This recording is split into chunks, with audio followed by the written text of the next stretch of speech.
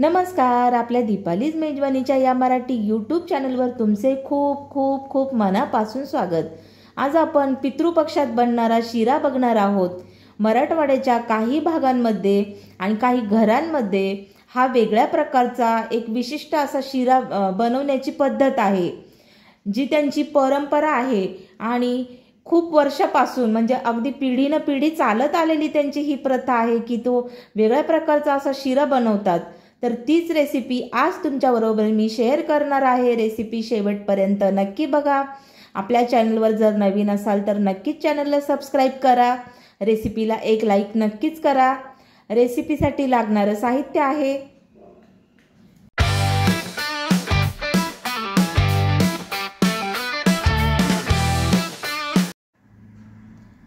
शिऱ्यासाठी साहित्य आहे 1 वाटी रवा, 3 ते 4 हिरवी वेलची, अर्धी वाटी साखर, चिमूटभर मीठ, 1 चमचाभर तूप, अर्धा ग्लास पाणी।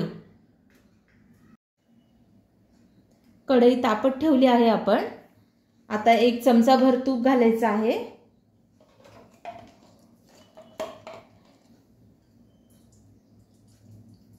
आणि आता रवा भाजून घेऊया।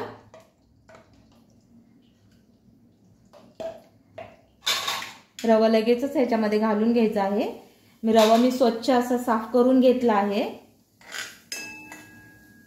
छान आता खालीवर करून व्यवस्थित असं भाजून घ्यायचं आहे आपल्याला। आणि रवा ना गुलाबी रंगावरच आपल्याला भाजायचा आहे। आणि हा शिरा ना खूप कमी साहित्यात बनतो, ह्याला काही फारसं साहित्य लागत नाही। गुलाबी रंगावर आपण छान भाजून घेऊया। रवा आपला छान खमंग असा भाजून झाला आहे। आता मी हा काढून घेते। छान मीडियम फ्लेम वरती गुलाबी रंगावर मी छान भाजून घेतला आहे। रवा मी ताटामध्ये काढून घेतला आहे। आता मी जे आपण पाणी घेतलं होतं ना अर्धा ग्लास, ते पाणी मी घालून घेते या कढईमध्ये। आणि आता साखर घालायची आहे आपल्याला। ही अर्धी वाटी साखर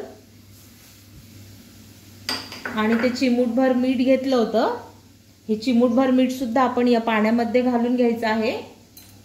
आणि छान उकळी येऊ द्यायची आहे याला। साखर विरघळली की त्यानंतर आपण यामध्ये रवा घालणार आहोत। बघा छान पाण्याला उकळी आली आहे। आता आपण वेलची पावडर घालून घेऊया। बारीक वेलची आहे ना, छान घालून घ्यायची आहे।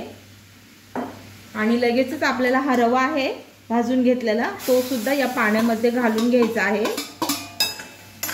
आणि आता छान ढवळून असा होऊ द्यायचे आता याला। आता आपण या रव्यावरती झाकण देऊन घेऊया आणि हे वाफेवरती होऊ देऊया। झाला आहे आपला शिरा, काढून घेऊया आपण आता।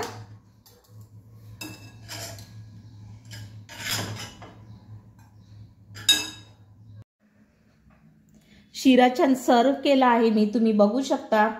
आपण नेहमी मऊ सूत लुसलुशीत असा शिरा बनवतो, तर त्या प्रकारचा हा अजिबातच नाहीये, एकदम विरुद्ध असा आहे। तुम्ही बघू शकता टेक्स्चर बघा, एकदम दाणेदार आणि एक एक दाणा ह्याचा मोकळा झालेला आहे। हा मोकळा सुटसुटीत असा शिरा बनतो, म्हणूनच हा वेगळा आहे। बघू शकता खेडेगावांमध्ये कसं काजू बदाम काही उपलब्ध नसतं, तर त्यामुळे कदाचित ही प्रथा पडली असेल त्यांची की फक्त हिरवी वेलची घातली की झाला शिरा। आणि याला पाणी ते लोक खूप कमी वापरतात। 1 वाटी रवा आहे तर अर्धाच ग्लास याला पाणी आहे। तुम्ही बघू शकता किती छान आणि मोकळा सुटसुटीत शिरा झाला आहे। या पितृपक्षात हा वेगळ्या प्रकारचा शिरा नक्कीच ट्राय करा आणि मला कमेंट करून सांगा कसा झाला होता। ही रेसिपी तुम्हाला आवडली असेल तर चॅनलला सबस्क्राइब करा, रेसिपीला लाईक करा, शेअर करा, सबस्क्राइब करा। भेटूया आपण अशाच एका छानशा रेसिपीमध्ये।